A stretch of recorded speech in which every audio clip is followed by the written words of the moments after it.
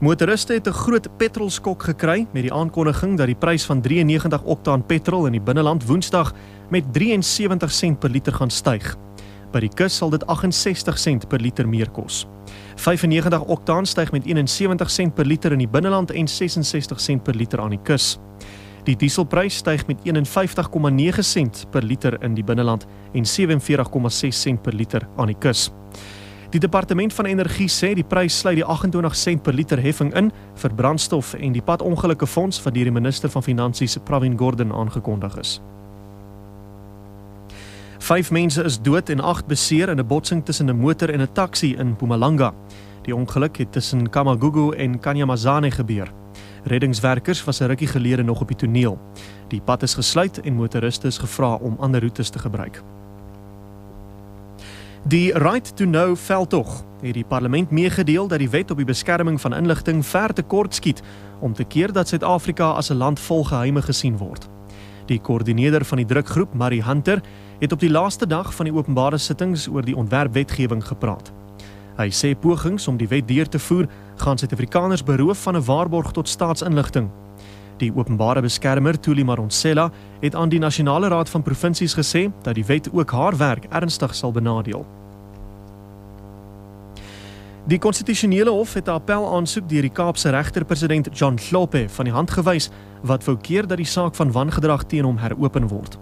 Die appelhof se beslissing het die weg gebaan vir die regterlike dienskommissie om 'n wangedrag verhoor teen hom te heropen.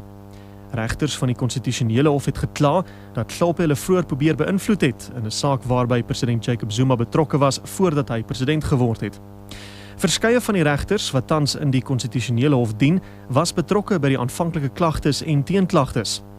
In 'n eenparige bevinding het die Konstitusionele Hof bevind dat dit nie 'n opsie is om waarnemende regters aan te stel in die plek van regters wat hulle aan die saak onttrek het nie. Die hof het ook bevind dat Hlophe in sy appel alle regsmiddele tot sy beskikking benut het.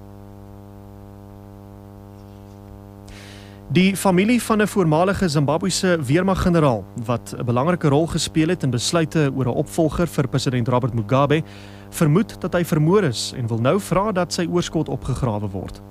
'n Hof het gister bevind dat geen misdaad vermoed word in die dood van Solomon Mujuru in 'n brand in sy plaasopstal nie. Mujuru was getroud met die adjunkpresident Joyce Mujuru en was die hoof van 'n faksie wat haar as opvolger van Mugabe wou hê. Solomon Mujuru het volgens berigte druk op Mugabe uitgeoefen om te bedank, terwyl die faksie ook 'n ondersteuner van die eerste minister Morgan Tsvangirai se MDC is. Mujuru se dood in Augustus het tot bespiegelings gelei dat hy dood is in 'n politieke magspel. Bergfietsry. Suid-Afrika se Barry Stander en sy spanmaat van Switserland, Christoph Sauser, het hulle voorsprong in die Absa Cape Epic tot 28 minute vergroot met nog net 2 skofte wat oor is. Die verdedigende kampioene het die 5de skof van Caledon af na die Oak Valley wynlandgoed in gietende reën gewen in 'n tyd van 5 uur, 6 minute en 45 sekondes. Suid-Afrika se Kevin Evans en David George, wat die dag in die algehele tweede plek begin het na die 5de plek afgeskuif nadat hulle 7 minute en 40 sekondes na Stander en Sauser klaargemaak het.